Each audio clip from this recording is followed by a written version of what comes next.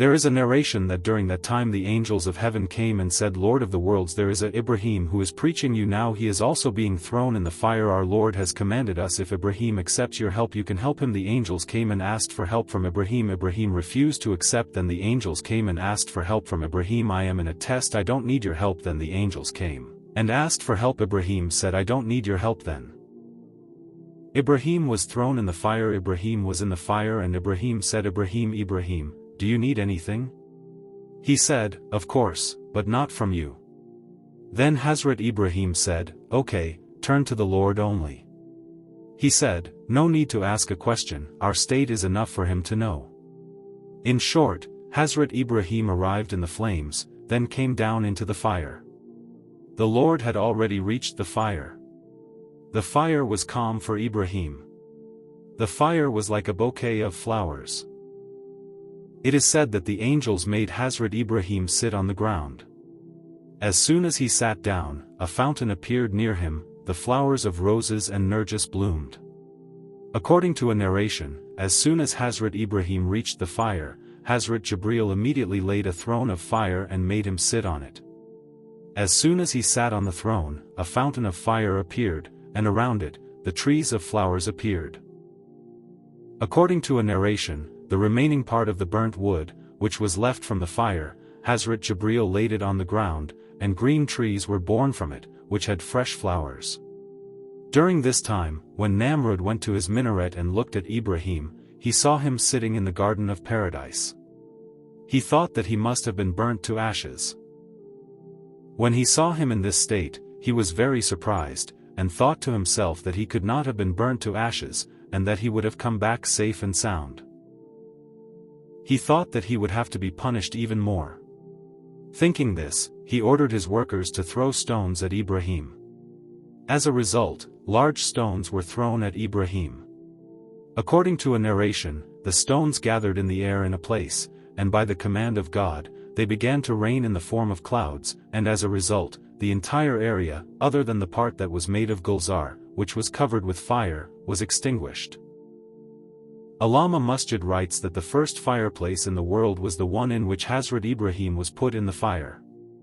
This fireplace was built in a village of Kufa in Kansara by the hands of Satan.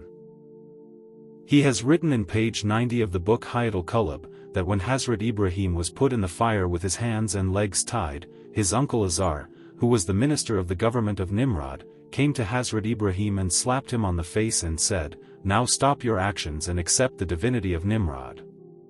Hazrat Ibrahim said, "The divinity of Nimrod will be accepted, and it is accepted. It is neither divinity nor can it be considered divinity." In a hadith, it is said that when the fire cooled down for Hazrat Ibrahim, its effect remained on the entire world for 3 days and there was coolness in it. Scholars say that if Allah had not said that it was safe and cool, then the coolness of the fire would have been unbearable for Hazrat Ibrahim. In any case, it is a great miracle that while talking to the sky, when the fire became hot, it appeared to Hazrat Ibrahim with the will of Allah. And in this way, Allah protected his prophet from the satanic conspiracies of the polytheists. Allama ibn Kaysar writes in Qasas al-Anbiya that Ibn Abbas and Sa'id bin Musab narrate that when Hazrat Ibrahim was being put in the fire, the angel who was pouring the rain was in great distress and was saying in a state of worry, that when will I be given the command to pour the rain continuously? But Allah's command was more blessed than his imagination. And Allah himself commanded the fire. In those delicate moments, Hazrat Jibreel was with him and he was wiping the sweat from the forehead of Hazrat Ibrahim. Apart from that sweat, no other pain reached him. Hazrat Kabi bin Abr narrates that the day Hazrat Ibrahim was handed over to the fire of Namrood, the fire extinguished the heat and heat.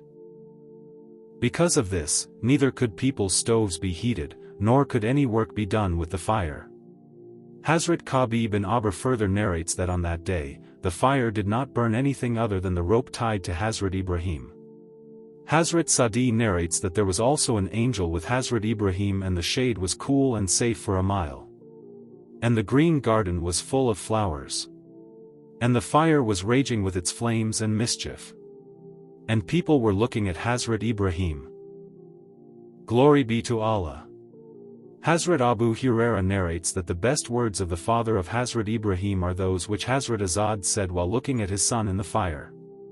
It is translated as, "O Ibrahim, your Lord is the best Lord." Ibn Asakir narrates that when Hazrat Ibrahim's mother saw her son in the fire, she cried out, "O my son, I also want to come to you. Pray to Allah to save me from the heat of the fire around you." Hazrat Ibrahim said, "Yes, mother." Then your mother went to Hazrat Ibrahim and the fire did not say anything to her. Then she went to her son and hugged him. She kissed him and returned. Hazrat Minhal bin Amro narrates that I heard that Hazrat Ibrahim stayed in Guli Gulzar for 40 to 50 days. He said that he did not spend a better life than that. And he wished that his entire life would be like that. The disbelievers and polytheists wanted to take revenge from Hazrat Ibrahim. But they were humiliated and disgraced. They wanted to be great, but they were humble. They wanted to be victorious, but they were defeated. Qasas ul-Anbiya, Allama ibn Kaysar, page 168 to 169. The poet of the East, Hazrat Allama Iqbal, may Allah have mercy on him, has presented the reality of Hazrat Ibrahim's love in a very beautiful way. He says, "Love fell in the fire of Namrood without any danger. It is the mind that is the fruit of the spectacle of the mouth of the tiger." The incident of Hazrat Ibrahim being thrown into the fire and the role of Chipkali in it. Historians have written about it in the books of history. When Namrood ordered Hazrat Ibrahim to throw him into the fire on the invitation of Allah, the Lord of Glory, this incident was a very painful one. It was mentioned among humans, birds, jinn and all of them. According to a narration, when this incident was mentioned between Chinti and Chipkali, Chinti supported Hazrat Ibrahim while Chipkali turned towards Namrood. According to another narration, when Hazrat Ibrahim was thrown into the fire, even the small birds, according to their capacity, were filling their mouths with water and throwing it into the fire so that the fire could cool down for Hazrat Ibrahim. At the same time, this was the same Chipkali who was trying to incite the fire with her breath. According to another narration, once a companion, Faq ibn Mughira, a free slave of Hazrat Ibrahim, went to the house of Bibi Aisha. He saw a spear lying there. He inquired from Bibi Aisha, "What is the purpose of this spear?" She replied that this is to kill Chipkali. Because the Holy Prophet, peace and blessings be upon him, has told us that when all the animals were trying to save Hazrat Ibrahim, Chipkali was the only animal that tried to incite the fire. According to another narration, Bibi Aisha had a spear with her. She asked Bibi Aisha, "What is the purpose of this spear?" Bibi Aisha replied that this is to kill Chipkali. Because the Holy Prophet, peace and blessings be upon him, has told us that when all the animals were trying to save Hazrat Ibrahim, Chipkali was the only animal that tried to incite the fire. Bibi Aisha was trying to incite the fire. Bibi Aisha was trying to incite the fire. The Holy Prophet, peace and blessings be upon him, has told us that when all the animals were trying to save Hazrat Ibrahim, Chipkali was the only animal that tried to incite the fire. According to another narration, Bibi Aisha had a spear with her. She asked Bibi Aisha, "What is the purpose of this spear?" Bibi Aisha replied that this is to kill Chipkali. Because the Holy Prophet, peace and blessings be upon him, Hazrat Lut, peace and blessings be upon him, and Hazrat Sarah, peace and blessings be upon him, both believed in the Holy Prophet, peace and blessings be upon him. Hazrat Lut, peace and blessings be upon him, and Hazrat Sarah, peace and blessings be upon him, both believed in the Holy Prophet, peace and blessings be upon him.